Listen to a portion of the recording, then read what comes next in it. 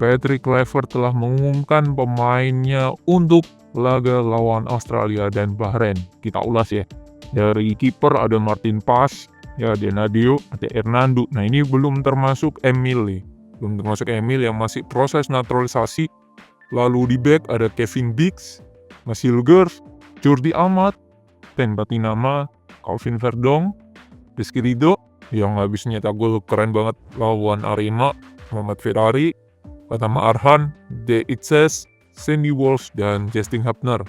Masih belum ada nama Elkan Baget di sini, terus Asnawi juga tercoret. Di gelandang ada Tom Hai, Ricky Kambuaya, Ivar Jenner, Marcelino, Nathan Choaon, dan Eliano Renders. Ini masih ada Joe Pelupesi ya yang masih proses naturalisasi. Lalu ada Rafael Strike, di depan Rafael Strike, Egy Maulana, Ragnar Oratmangun, Ramadan Sananta, Hoki, Ole Romeni, dan Septian Bagaskara. Tidak ada nama Witan Sulaiman.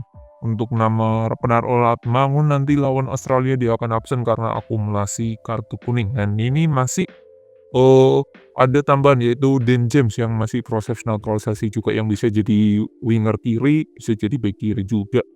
Kalau melihat di sini skuad tidak ada perubahan yang mencolok ya kalau saya melihat ya dibanding dengan skuad yang dipanggil atau dipilih oleh Sintayong ya.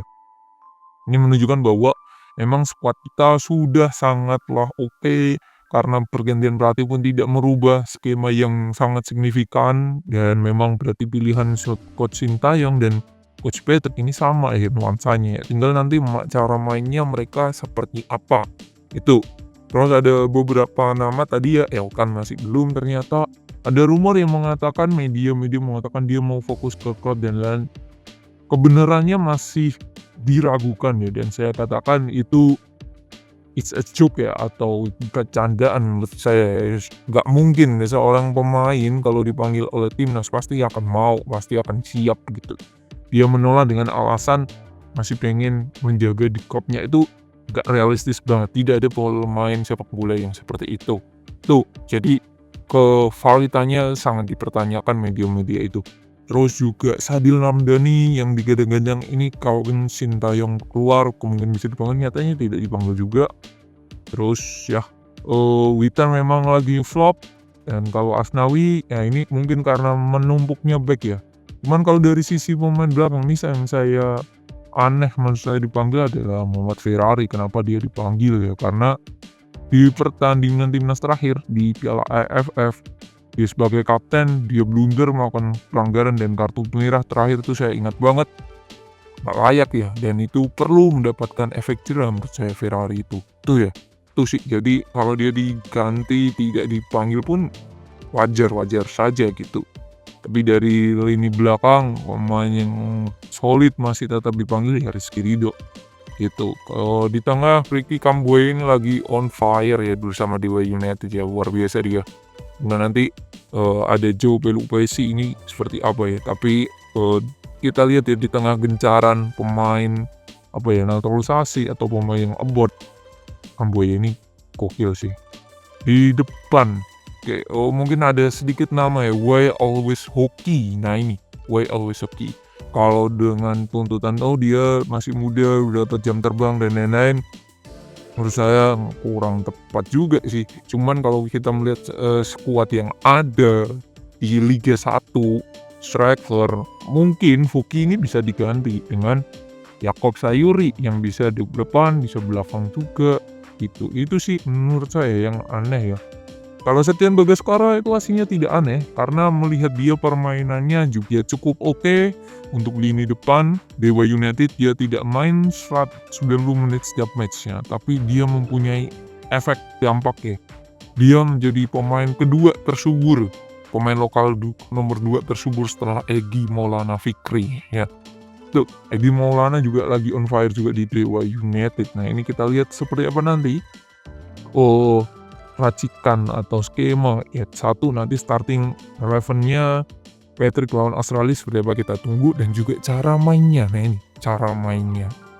Kalau kita lihat nanti kiper meskipun ada Emil, Martin Paes tetap jadi pilihan utama sih. Mungkin Emil hanya sebagai pelapis saja sih. lini belakang menurut saya dengan posisi seperti ini kalau main sama 3 back ya, mungkin Kevin Dix, 5 back lah, 3 atau 5 back, 3 pemain tengah mungkin Kevin Dix, Rizky Ridho, dan Jay Ises. Itu sih. Meskipun Mes juga oke ya setelah habis cedera, mengganti Rizky Ridho dengan Mes, terus menduetkan dengan Kevin dan Jay itu sangat tergesa-gesa menurut saya, karena Rizky Ridho ini sudah mulai dapat chemistry dengan Jay Ises. Itu sih. Terus 2 wing mungkin salah satunya Verdong tidak bisa kita gantikan ya. Atau bisa juga Kevin Dix ditaruh di wing di kanan, di tengahnya mungkin Hapner ya, Rizky Ridho dan juga Jay Ises ya. Bisa juga Mes, Jay, dan juga Rizky Ridho. Itu pun juga bisa dilakukan gitu. Pemain tengah mungkin Tom sudah pasti dapat menit lah yang menurut saya layak. Karena kita tahu sendiri ya, long ball-nya dia lawan Arab di match terakhir timnas tuh sangatlah bagus banget. Marcelino pun juga mulai dapat menit di opportunity, entah itu di tim U21 ya, tapi it's okay gitu.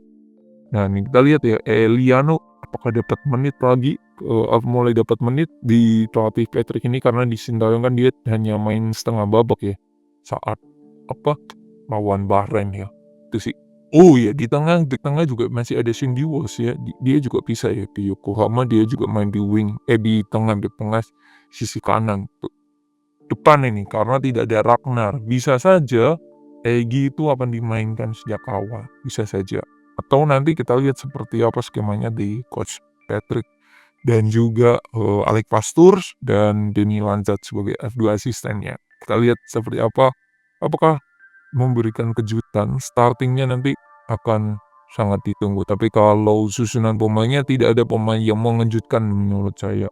Apakah kalian yakin dengan skuad ini bisa mengalahkan Australia dan Bahrain? 4 poin itu sudah sangat bagus banget ya, kalau bisa didapat dari 2 match ini. 1 poin di Australia dan 3 poin di melawan Bahrain. Itu sangat bagus 4. Kalau dapat 6, luar biasa banget.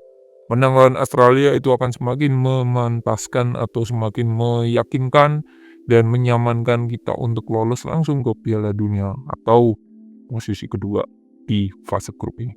Oke, itu pasti kita berdua yang terbaik, dan sangat ditunggu ya nanti starting 11 dan juga proses naturalisasi 3 pemain ya, Emil, Joe Pelupesi, dan juga Dean James ini kelanjutannya seperti apa.